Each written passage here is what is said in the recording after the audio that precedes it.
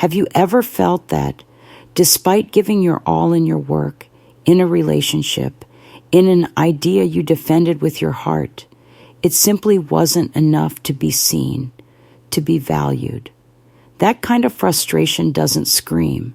It settles quietly, like a persistent shadow that appears just when you thought you were finally going to be recognized. That lingering feeling after a genuine effort, when the other person simply doesn't respond, doesn't validate, doesn't reciprocate. And then you wonder if the problem is you, if maybe you should have done more, or less, or something different. Recognition, when it becomes the measure of our worth, turns into a prison, because no matter how much we seek it, we can't control it. And what we can't control inevitably hurts us. According to Stoic philosophy, what others think, say, or feel is not within our domain. What is within our control is how we choose to see ourselves, how we decide to treat ourselves.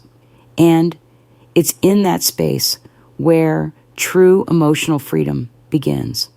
But this isn't about resignation, nor about accepting a life without deep connections or external validation.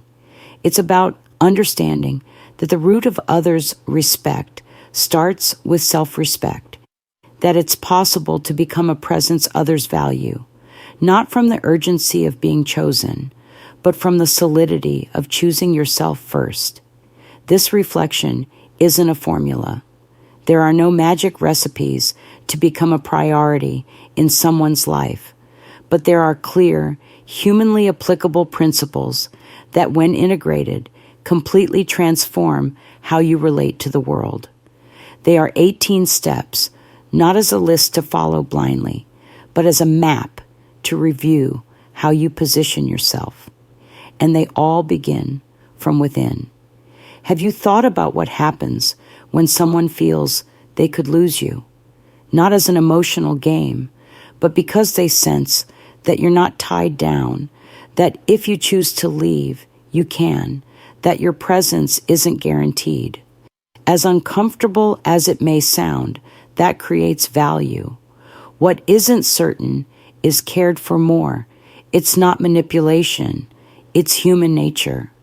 But for your absence to carry weight, your presence first needs depth. Building a strong, authentic identity that doesn't depend on external validation is what makes you truly valuable. Not because someone else says so, but because you know it, because you embody it. And from that place, people start to see you differently, not with fear, but with respect. When you're always available, always attentive, always waiting, something inside you wears down, because the hidden message you convey is that you have nothing else to do, that your life revolves around the other person. And as loving as that may seem, it doesn't inspire admiration, it inspires dependency. And dependency rarely sparks desire. Having your own agenda, your interests, your silences, is part of what makes you attractive, not in a superficial sense, but in a profound one. Someone with an inner world who doesn't abandon themselves, who doesn't sacrifice their time without reason, becomes a rare presence. And what's rare is valued. What's scarce is cared for. What's independent is respected. There's also the power of mystery, not as a strategy to hide, but as an expression of a simple truth. No one can fully know you right away, not even you know yourself completely. So why offer yourself entirely from the start? Revealing yourself in layers is a way of nurturing the relationship, of allowing the other person to enter gradually as they prove they can stay, that they can handle what they find.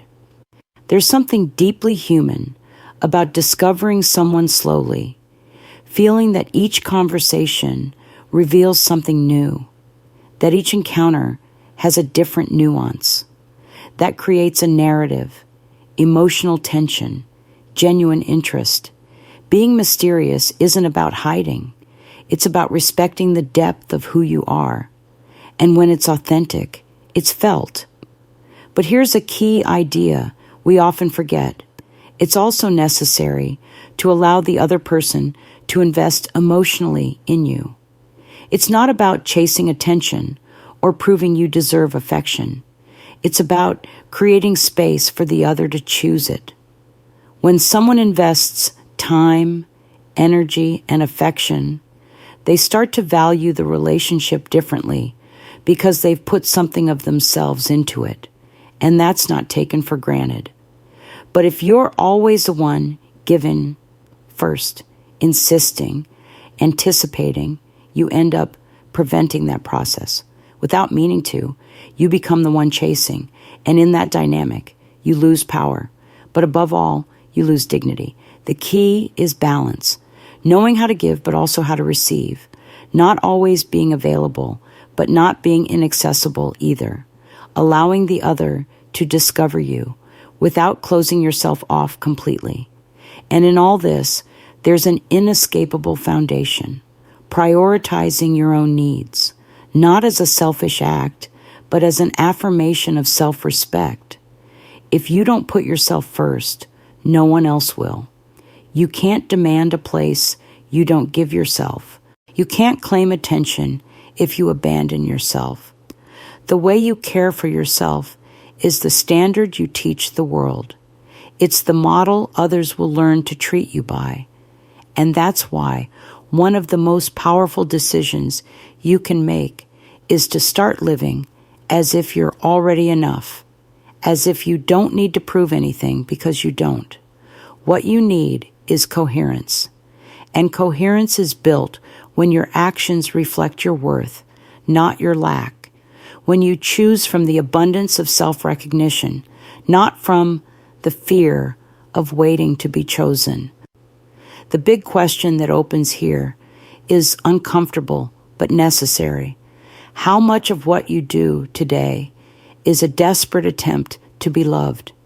And how much of that could you let go of if you started living from self-love and not from need? As we move forward on this path of self-valuation, it becomes clear that it's not enough to build a solid identity or nurture your presence. There's another equally crucial aspect: sustaining emotional independence. This doesn't mean being cold or distant. It means being okay with yourself even when others aren't available. Because if you need constant validation from someone else to feel your worth, your peace is in their hands, and that's too fragile. True emotional independence doesn't mean you don't need connections. It means you can enjoy them without depending on them to feel whole. It means your well-being doesn't sway with others' behavior. It's a form of maturity built over time, through self-awareness, through small daily acts of self-affirmation. When you achieve that, it's not that others' actions stop affecting you. Of course it hurts, but it stops defining you, stops controlling your reactions. You learn to observe without collapsing, to feel without losing your center, to be without losing yourself. And with that inner stability, you can start to experience something even more challenging: balance in communication. Because if you're always the one texting first, calling, suggesting, insisting, you're unbalancing the scales without realizing it. And while it may seem like an act of care or initiative, it can actually mask a deep fear of being ignored, of being left behind. But a healthy bond requires reciprocity. And for reciprocity to exist, sometimes you need to wait, to let the other person approach, to see what they do when you're not the one taking the first step. It's uncomfortable, yes, because it confronts you with the possibility that they won't come. But it also shows you clearly who's truly willing to stay, who chooses you and doesn't just go along, who's genuinely interested and who's just responding out of habit or obligation. In the midst of all this, there's a truth we often forget. Happiness cannot depend on someone else. No one can sustain your joy in living. No one can be responsible for your emotional state. That's a burden no one should carry. And yet, how often do we hand over our peace to others, as if someone else could complete us, as if they should fill our voids? No relationship can survive that expectation, because the other person isn't here to save you. They're here to accompany you, and you're here to choose yourself every day. Creating your own happiness doesn't mean closing yourself off to love. It means not delegating to anyone the responsibility of making you feel valuable. It's an act of integrity. It's choosing to be someone worth living with, starting with yourself. Someone who likes themselves, cares for themselves, consoles themselves, embraces themselves. And from that place of sufficiency, love becomes sharing, not begging. There's a gesture that requires special courage, knowing when to leave when you're not valued, not as punishment, not as an ultimatum, but as an act of self-respect. Sometimes insisting on staying where you're not cared for is a way of betraying yourself. One of the greatest lessons of adulthood is recognizing when a bond no longer nourishes you, when there's no growth, no support, no real presence. Leaving isn't always a lack of love. Sometimes it's love for yourself, for your peace, for your dignity. And yes, it hurts, because it's not about cutting off without feeling. It's about choosing yourself. It's saying to yourself, I deserve more than this. I deserve relationships where my presence is celebrated, not tolerated, where my voice has space, where my effort is seen. And for that, you need something fundamental, emotional balance. Because if you react from hurt, from anger, from abandonment, everything you do will come from lack. But if you can pause, breathe, name what you feel, and then choose how to act, you reclaim your power. It's not about denying emotions. It's about inhabiting them without letting them consume you, expressing them without letting them destroy, using them to serve your truth, not as weapons against the other. When you can speak from that place, respect grows, because the other no longer sees you as someone overwhelmed, but as someone who knows themselves, who stands firm, who chooses themselves even in the midst of a storm. And it's from that inner center that everything starts to change. Not because the world treats you differently, but because you no longer allow certain dynamics. You no longer settle for crumbs. You no longer negotiate your worth. You no longer need to shout to be heard. Your presence, your clarity, your decision to inhabit yourself is enough. Then, those who want to stay will have to learn to coexist with someone who doesn't abandon themselves, and those who don't will simply make room for something better. When you understand that you don't need to always be present to be important, something inside you starts to rest. For years, you may have believed that constant presence was synonymous with love, that being there all the time, for everything and everyone, was proof of commitment, of effort, of value. But it's not. Overpresence wears you down. Excessive availability confuses, because when you're everywhere all the time, your presence loses weight. People start to see you as part of the scenery, and no one values what feels guaranteed. That's why sometimes the most loving act isn't staying. It's taking distance, giving yourself space, allowing the other to experience your absence, not as punishment, but as a reminder of what your presence means. Being less present doesn't mean loving less. It means caring more. It's choosing when and how to be there so that your company has meaning, depth, intention. And in that same vein, there's something powerful in what's unsaid, in what's not shown, in what's yet to be discovered. Revealing yourself in parts over time with honesty isn't hiding. It's giving yourself the place you deserve. You're not a mystery to manipulate. You're a story that unfolds, and each chapter needs to be read with attention. When someone knows everything about you from the start, they stop looking with curiosity, stop listening with interest. But when you let them get to know you little by little, the bond becomes a real construction.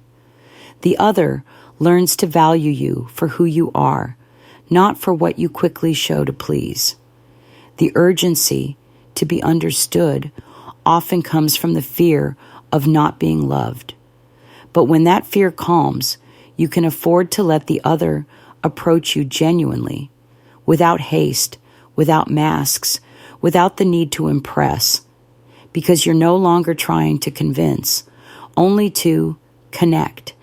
That connection strengthens even more when the other has invested in you. And I'm not talking about material gestures. I'm talking about emotional investment, time, listening, shared vulnerability. When someone has made an effort for you, they don't take you lightly because they've put something of themselves into the bond.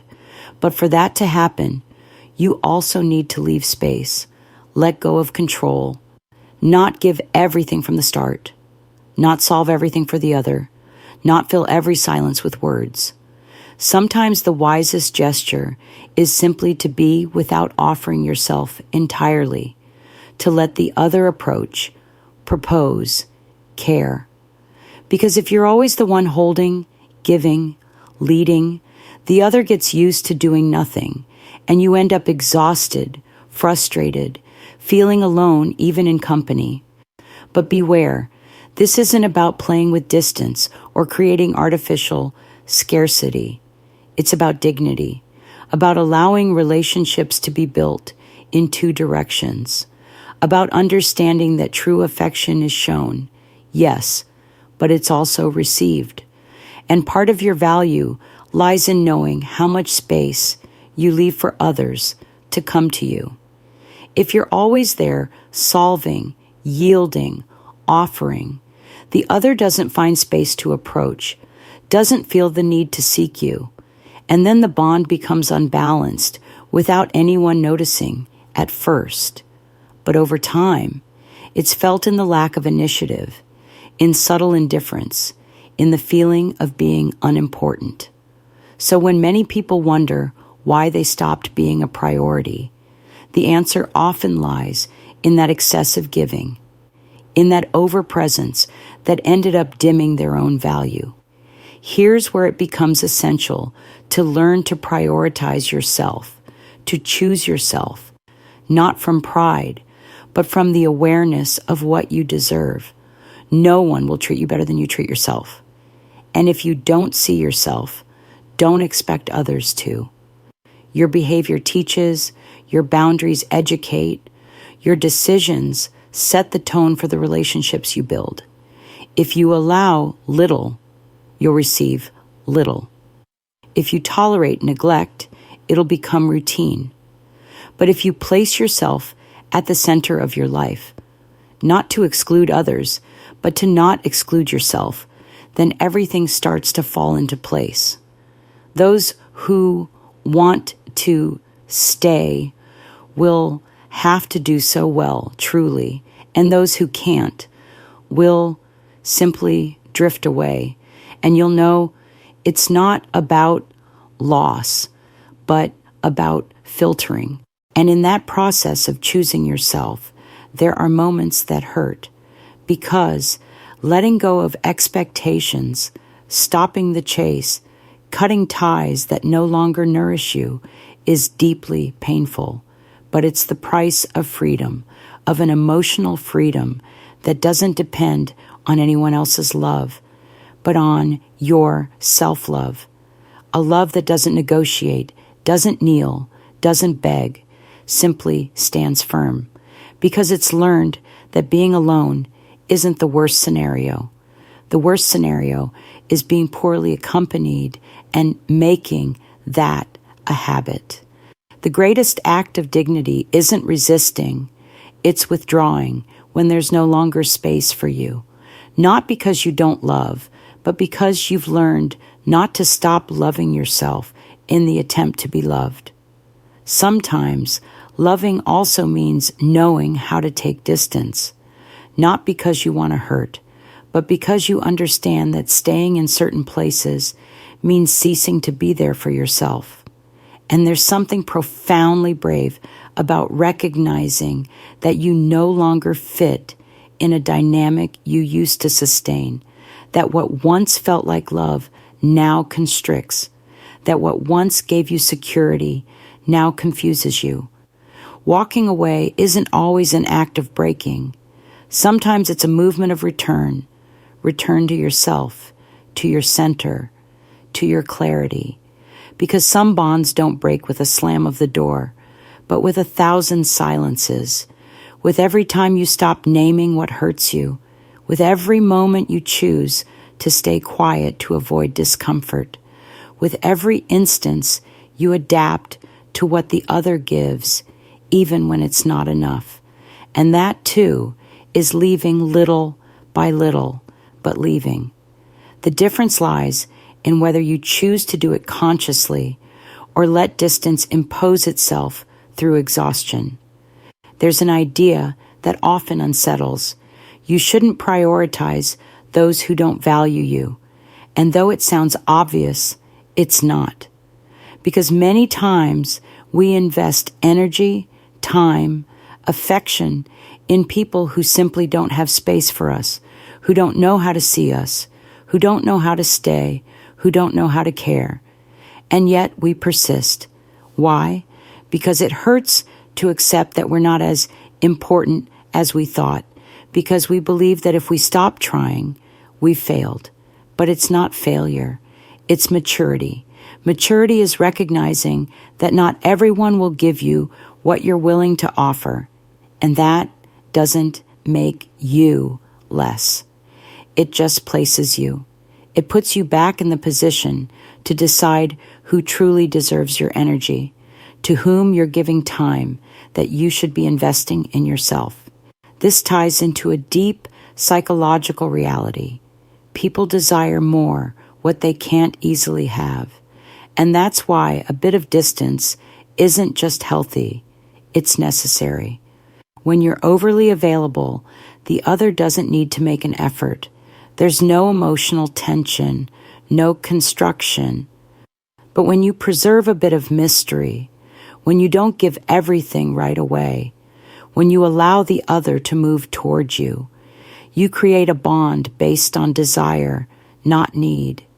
It's not about manipulating or playing with feelings. It's about allowing the other to choose, to make an effort, to take steps.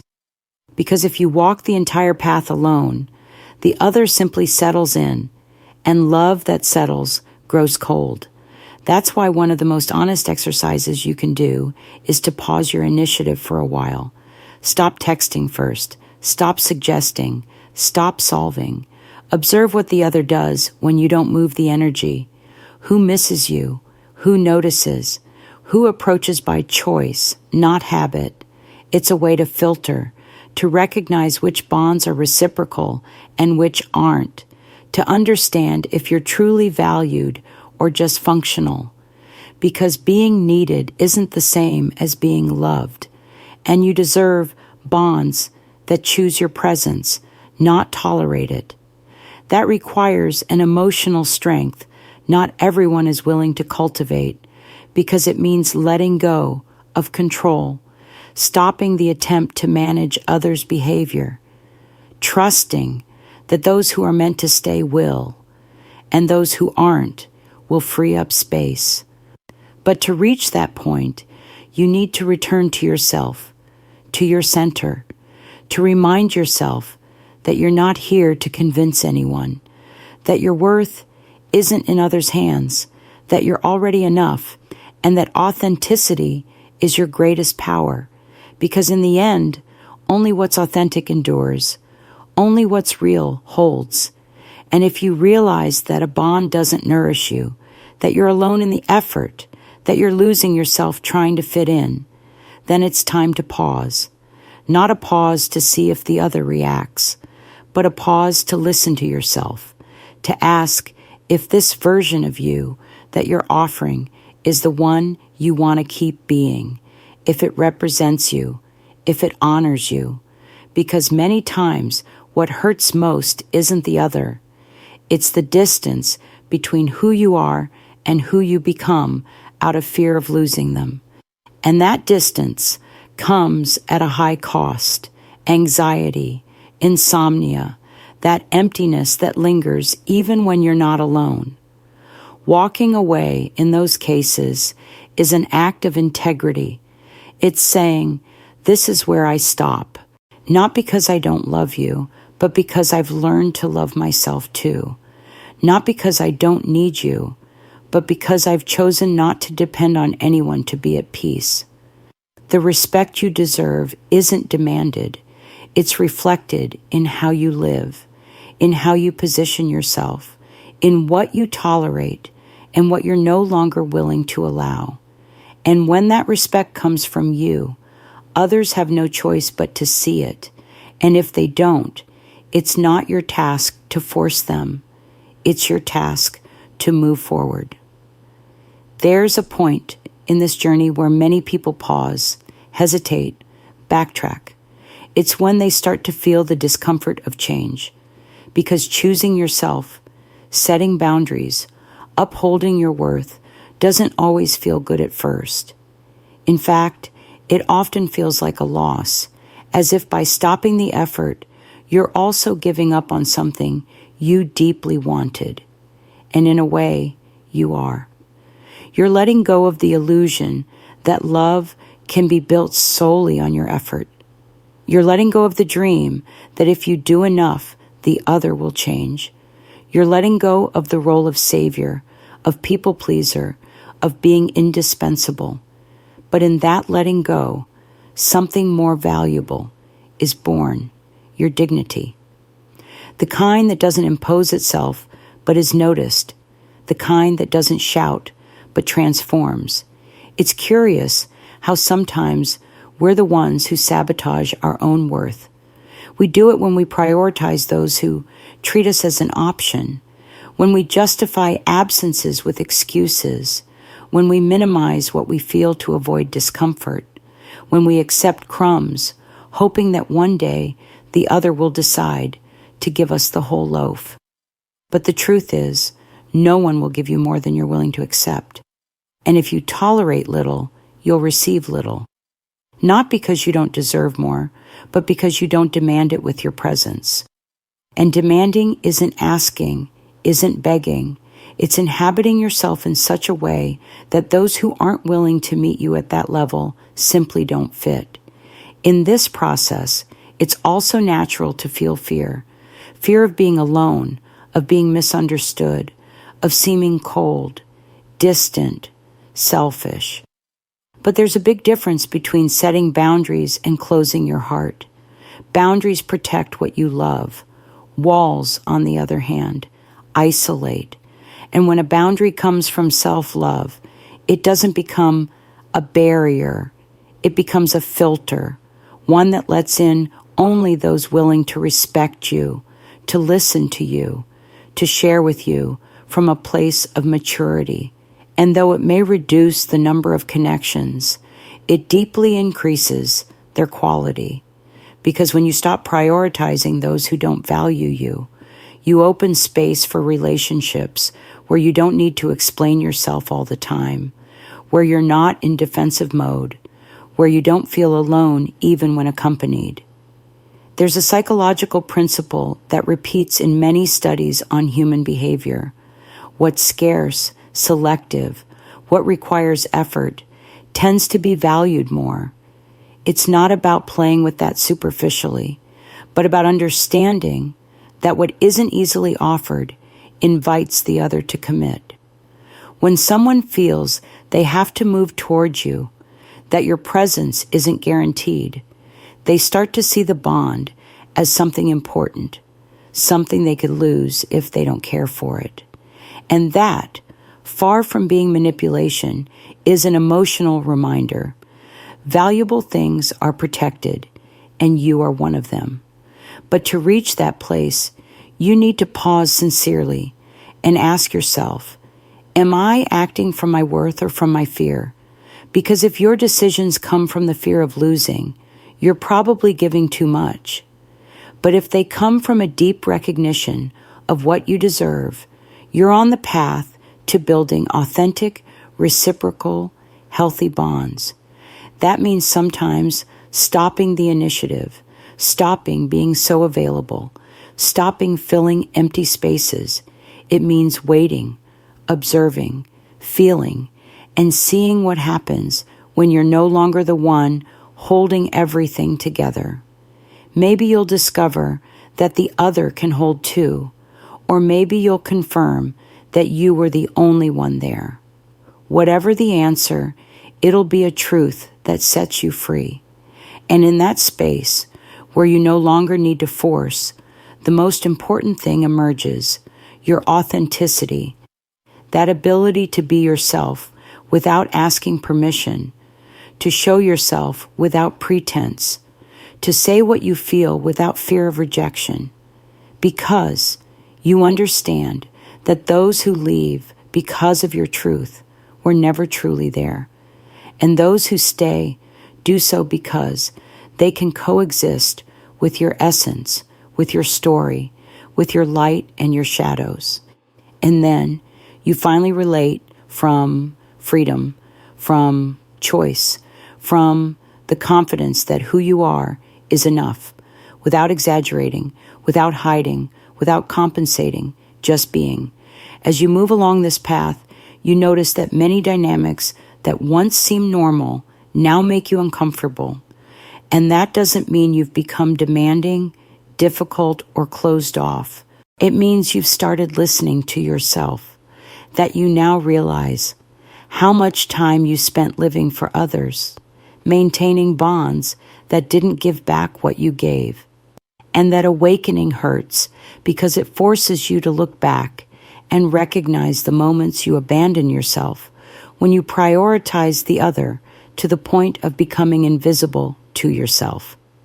But it's also liberating because every time you choose your peace over others' approval, something inside you aligns, something falls into place, as if you're finally occupying the space in your own life that was always meant for you. And in that new space, you discover a simple, powerful truth. Not everyone deserves access to you. Not everyone is ready to hold your depth, to walk with you through your process, to receive you as you are. And that's okay. You don't have to convince anyone. You don't have to soften your voice, adjust your emotions, or edit your dreams to be accepted. Healthy relationships aren't built from self-denial. They're built from shared authenticity, from respect for differences, from the mutual desire to grow, not control.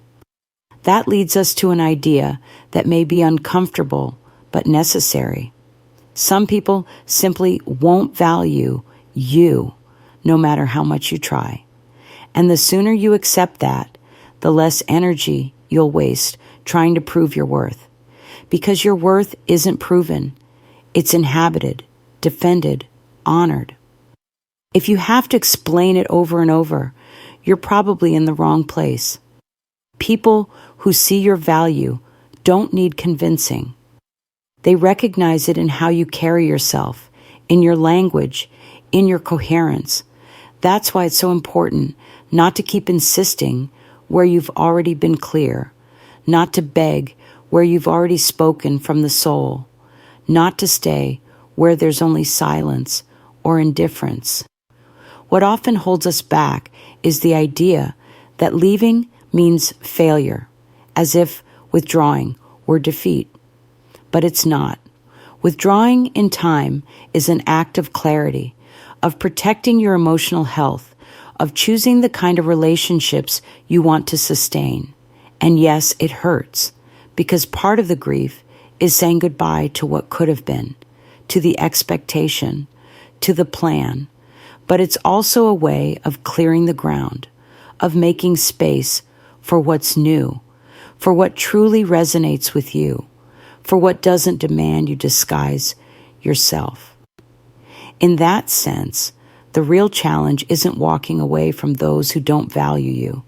It's sticking to your decision afterward, not going back out of nostalgia, not justifying yourself out of fear, not minimizing what you felt to avoid making the other uncomfortable. Emotional firmness is built through small internal loyalties, with every no you said when it was easier to stay silent, with every boundary you held when everything invited you to let it go, with every time you chose your peace over the desire to be understood. And when you start living like that, it's not that you stop feeling, it's that you learn to protect yourself without closing off, to care for yourself without isolating, to love without losing yourself. Because you understand that love, no matter how deep, must never cost you your dignity, that respect isn't negotiated, that your well-being isn't a bargaining chip. So, even when someone matters to you, you know when to stay and when to leave, when to hold on and when to let go. You know your worth isn't defined by the other's presence or absence, but by your ability to stay true to yourself, even in your most vulnerable moments. There's a strength that emerges when you decide not to stay where you're no longer welcome. It's a quiet strength that doesn't need applause or approval, but it completely changes how you walk through life. Because you understand that your worth isn't negotiated, isn't put on hold, waiting for someone else to recognize it, isn't diminished to fit dynamics that dim you. And when that becomes internal certainty, you stop doing what so many do. You stop begging for attention, stop insisting where there's no echo, stop prolonging what broke long ago just to avoid facing the void. That void has something to teach you too. It shows you how many times you filled yourself with half-hearted bonds to avoid being alone with yourself. How many times you sought outside what you never fully gave yourself within. But the path back to yourself demands a kind of honesty that can be uncomfortable. You have to ask yourself sincerely, who are you trying to convince? What part of you still doesn't believe it deserves respect, reciprocity, real care? Because when you doubt your worth, you accept crumbs, and you do it with the narrative of unconditional love, patience, understanding. But behind that story, there's often fear of not being enough, fear of not finding something better, fear of being alone. And that fear is understandable, but it can't guide your decisions because it leads you to stay in places that are no longer yours, to sustain relationships where you're the only one trying, to justify what hurts as if it's part of the journey. It's not about cutting off everything that's uncomfortable. It's about distinguishing what's worth healing from what no longer makes sense to hold on to. And that distinction can only come from one place, your inner listening. When you truly listen to yourself, you start to notice the signs, the tension in your body every time you're with that person, the knot in your throat after a conversation that leaves you empty again, the sadness that lingers even when everything's supposedly fine. Those sensations don't lie. They're your emotional system telling you something isn't working. And if you don't heed them, they turn into symptoms, into anxiety, insomnia, deep exhaustion, because the body can't sustain for long what the soul no longer wants to live. That's why, many times, the truest act of love isn't staying. It's having the courage to walk away, not out of pride, not as punishment, but because you understand that staying there would be a form of betraying yourself, And when you learn to leave, you also learn to return to yourself, to remember what you need, to redefine your boundaries, to rebuild your rhythms. You no longer settle for what comes. You choose what cares for you.